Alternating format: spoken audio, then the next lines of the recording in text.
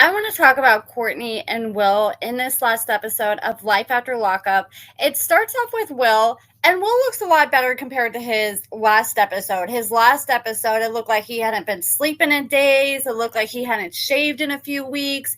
His hair was all disheveled. But this episode, he was all cleaned up and ready to go pick up his boo, Courtney. He went online to the court's website and found out that Courtney is going to be getting released that day. So he's like, okay, it's like a 10-hour drive.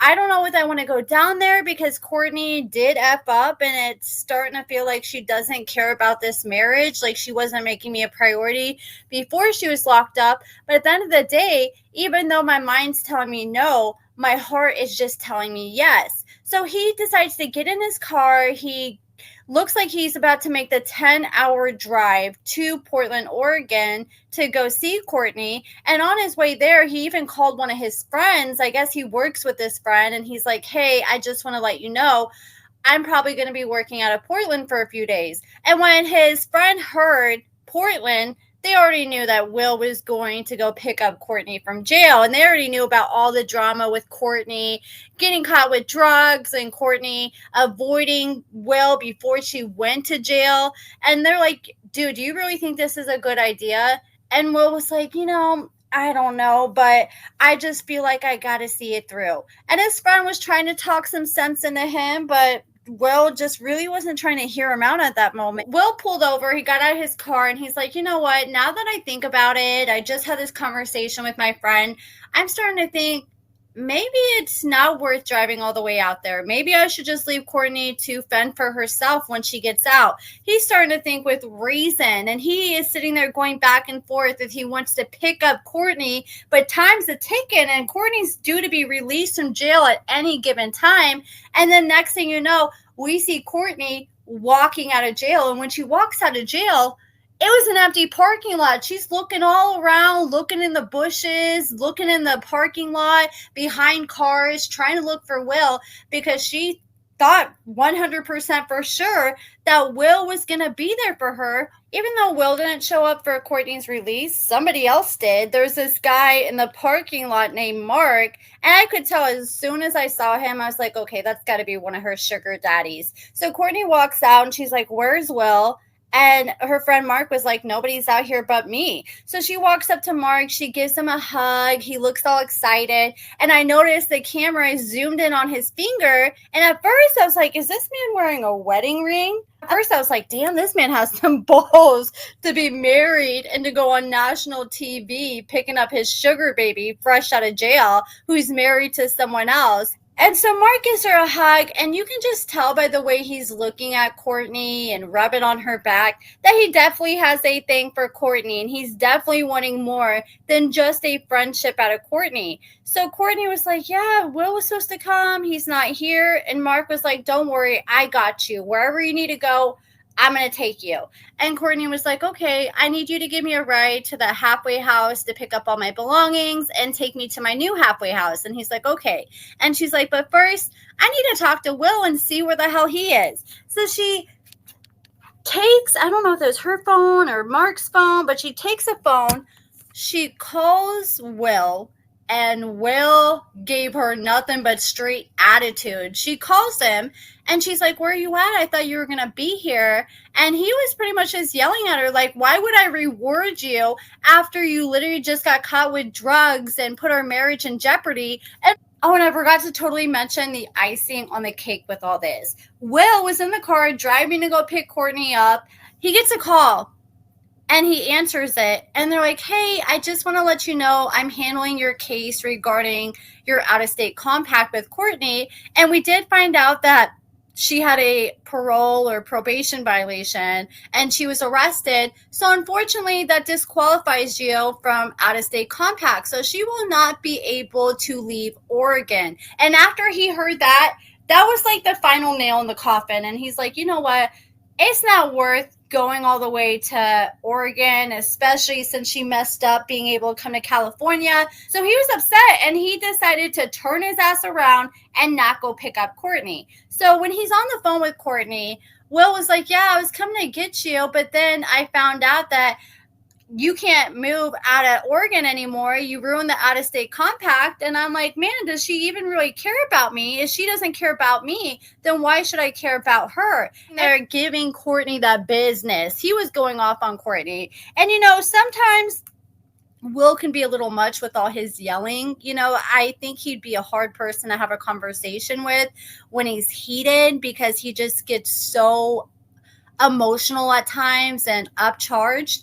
But he sat there and was yelling at Courtney, giving her the business, and Courtney was like, but it's not my fault. Really? Then whose fault is it? It's nobody else's fault but your own that you decided to get GHB, take it, and then bring it into the halfway house. Like, come on. And it didn't even take you one day to relapse on the drugs, which tells me she was likely using beforehand, before she even got out of prison. And after she's like, yeah, it's not my fault, Will was like, well, who the hell picked you up? Who is with you? Like, whose phone are you calling me off of? And she's like, oh, my friend Mark's here to pick me up. And Will was like, okay, who the hell is Mark? Why are you hanging out with all these other guys? And she's like, well, Mark stepped up when you didn't. You've only sent me $300. And she keeps talking about $300 like it's chump change. But I mean, she's talking about $300 just in the short time she was in jail. I mean, that's pretty good. I mean, they'll get you by on commissary for a good 2 to 4 weeks. And that's if you're maxing out your commissary every single week.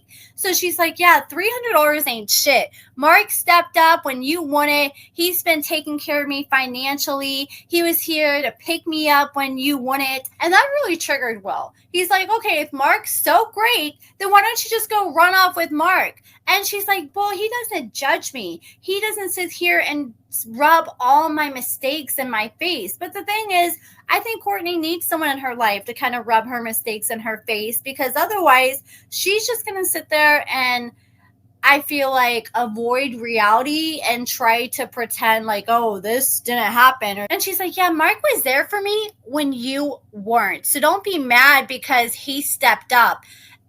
And she pretty much said, like, I wouldn't even have to use Mark if it wasn't for you falling through. And Will got really upset. He's like, yeah, Mark may not be sitting here rubbing your mistakes in your face, but that's pretty much just because he wants to get some coochie, which is pretty much facts. That's what it seems like. It seems like Mark is willing to just act like Courtney's this little princess and enable her behavior as long as she gives him some attention at the end of the day. So she's like, yeah, Mark's been there for me when you haven't. And Will already knows about Courtney talking to sugar daddies while she was in prison, and even after prison, even when she promised she would stop. So Will automatically assumes that this is just another sugar daddy. And even Courtney herself admitted that she sees Mark as a sugar daddy. I wish she would just admit that she sees Will as a sugar daddy, because that's what it's giving. Because even after everything she's put Will through, she made sure at the end of the phone call, she said, so you're going to send me money or not? That's all Courtney gives a damn about. She don't give a damn about nothing else. She don't care about how upset Will is, the fact she can't go to California, as long as she still gets her money at the end of the day. She's like, $300 ain't shit. I need more money. And he's like, no, you go ask Mark or you figure something else out. And then he hung up on her ass. And Courtney was all pissed off. You could tell she was upset. And I think she just thought that Will was going to be easier to walk over than he really is. And Mark was like, okay, let's blow this popsicle stand and go get your clothes from the halfway house. She gets in the car with Mark, and Mark is asking her about the GHB she did. So, like, why did you decide to do that? And she's like, well, I got out, I ran into an old friend. And I highly doubt she ran into an old friend. I think she intentionally set things up to meet up with that friend. And then when she got near that friend had GHB, and she decided to get some. And she's like, this isn't the first time I've done GHB. She said before she went to prison, she did it all the time. I guess it's really popular in Portland. She said it's pretty easy for her to get. And she said when she does it, it just feels like she did some lean, like she'll feel all drunk, which perfectly explains why Will thought she was drunk the first night when she talked to him after they got married. Like, he literally called that. But it wasn't alcohol. It was just a drug that made her feel like she was on alcohol. And she said that she ran into her friend, she got the GHB, and she just didn't think she was going to get caught. She thought she was going to be able to use and get away with it. And it's like, okay, that's the problem here. Like, she doesn't see an issue with her choices. She just sees an issue with the fact that she got caught at the end of the day. And that just tells me that she's probably not going to try to get better. She's just going to try to become a better criminal at the end of the day. And she's like, oh, yeah, and it's not like I'm a GHB junkie or anything. She said she doesn't do it all the time. She says she just dibbles and dabbles here and there. And then she got caught, went to jail. And Mark was like, don't worry, baby. I'm going to be here for you. And he could tell that Courtney was upset after getting into it with Will. So he leans over, holds her leg the same way we saw Will holding her leg after they got married and after she was released from prison.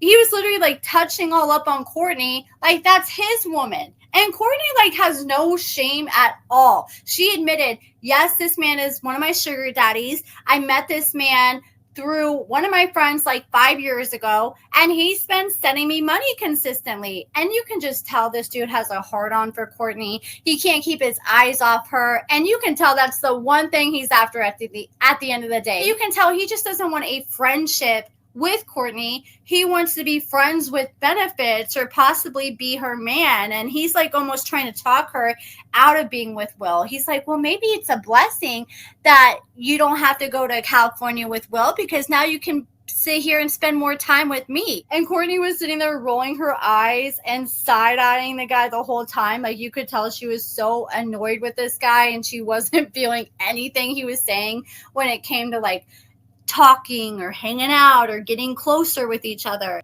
which tells me she's probably been leading this man on behind closed doors. Like, he's probably been talking nasty to her, and she's just probably been encouraging it so she can try to get as much money out of him as possible, because he was all touchy-feely with her despite the fact she's a married woman. And so they're driving to the halfway house. He's rubbing all on her. Then he started holding hands with her. And I'm like, damn, like Courtney really has some balls, because not only are you married to another man, but you're openly holding another man's hand on national TV. Like, that just tells me she doesn't plan on having a future with Will, because she's not considering the consequences of what would come along with Will seeing this footage a year later. And I bet Will feels like Bobo the Fool now after seeing Friday night's episode. Like, I would love to be a fly on the wall when he saw what Mark and Courtney were doing when he wasn't around, with him touching all on her. And the producers took Courtney to the side and they're like, yeah, so you said he's your sugar daddy, so have you gave him some coochie? And she laughed and she said, no, I haven't gave him no coochie. I never will give him no coochie. Like, I'm friends with him, but it's not like that. Like, pretty much, she didn't say she thought he was nasty and disgusting, but you could tell how she was explaining it and looking, and how she was pretty much describing things with Mark, that she is disgusted by this man. She's just using this man for money and whatever kind of benefit she can get out of him for the time being. And this man is just thinking that there's possibly hope for the future for him and Courtney. He's trying to do everything he can to talk Courtney out of this relationship with Will. And here's the thing, you know, Mark probably thinks he's like a big shot because he's got this young, skinny, blonde girl, fresh out of prison. He probably thinks he's the hottest dude on the block right now. But he has no idea that Courtney's low-key roasting him in all these confessionals. No shame to bring your sugar daddies on national TV. Like, it's one thing doing it behind closed doors and in private, but doing it on national TV and just bragging about it, at this point you can tell the girl thinks it's cool and a flex that she's using men for money. And she admitted, like, look, this is my hustle. This is all I know. I don't like the fact I have to depend on men, but really I have no other choice right now because I don't have no money of my own. And Courtney has got to get a hustle, like a legal hustle, and become independent, because you can't be relying on no man. And if you're going to be in a position where you're going to be relying on men, you're going to keep putting yourself in creepy, unwanted positions. And I feel bad for Courtney's mom, because I would be so ashamed of my daughter if I'm watching TV and I see, okay, she relapsed on GHB and now she's really having one of her sugar daddies pick her up from prison in front of the camera crew. That's what I don't get. That's what I do not understand. If this is the sugar daddy she's willing to show off on national TV, I can't imagine what the sugar daddies she's not showing off on national TV look like. And I'm not going to lie, I'm starting to doubt that her sponsor is just a sponsor, and I'm starting to wonder, is he a sugar daddy too? And like, wouldn't have things been so awkward if Will did show up and Will and Mark are both there? Like, they probably would have ended up fighting in the parking lot and had a little Kevin and Curtis moment. But it sounds like Mark is willing to do whatever it takes to try to get coochie from Courtnee. And the thing is, like, Courtnee tells the producers, yeah, I would never touch him. But as he's like talking about, oh yeah, now we can hang out more and really get to know each other, she's just giggling and going along with it and almost giving the man hope. Like, if you're really not that interested, why not shut that down and be like, look, we're just friends and that's it. But I think she wants to sit there and keep giving the man hope because she knows she's going to get more money out of him in the long run as she keeps making this man think that he's eventually going to get the coochie. Let me know what you guys thought about all this in the comments below. Give this video a thumbs up, subscribe, and thank you so much for watching.